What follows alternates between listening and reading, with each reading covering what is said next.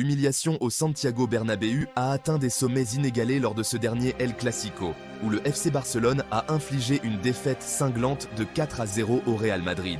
Ce match, qui aurait dû être un affrontement épique entre deux géants du football, s'est transformé en un véritable cauchemar pour les supporters madrilènes, tandis que les Catalans ont célébré leur triomphe avec une joie débordante. Dès le coup d'envoi, l'atmosphère était tendue.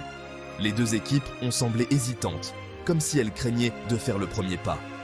Le Real Madrid, dans son antre sacré, avait l'obligation de briller. Mais au lieu de cela, ils ont été accueillis par une défense barcelonaise solide et déterminée. Le moment où Kylian Mbappé a marqué un but qui aurait pu changer la donne a été suivi d'une déception amère.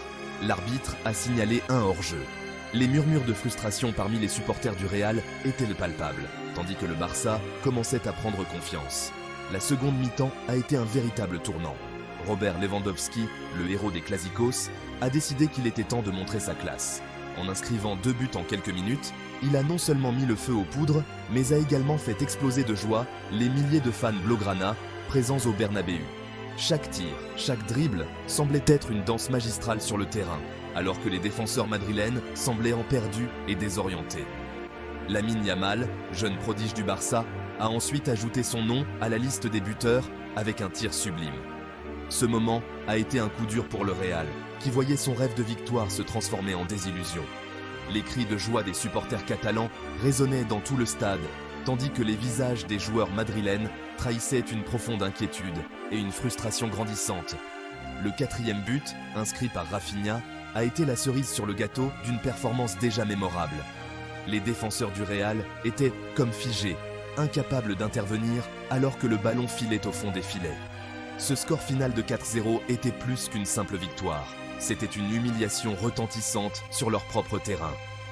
Les statistiques parlent d'elles-mêmes. 15 tirs pour Barcelone, dont 7 cadrés contre seulement 9 tirs pour le Real, avec 4 cadrés. La possession était également largement en faveur du Barça, avec 59%, soulignant leur domination totale. Chaque but marquait non seulement un point sur le tableau d'affichage, mais aussi une célébration effrénée sur le terrain et dans les tribunes. Les joueurs du Barça se sont embrassés et ont dansé ensemble, incarnant la revanche tant attendue après des années de rivalité intense.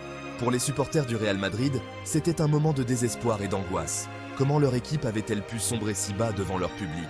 En fin de compte, ce match n'était pas simplement une victoire pour le FC Barcelone, c'était une déclaration audacieuse. Ils ont prouvé qu'ils étaient prêts à reprendre leur place au sommet du football espagnol et à ridiculiser leur éternel rival dans le processus.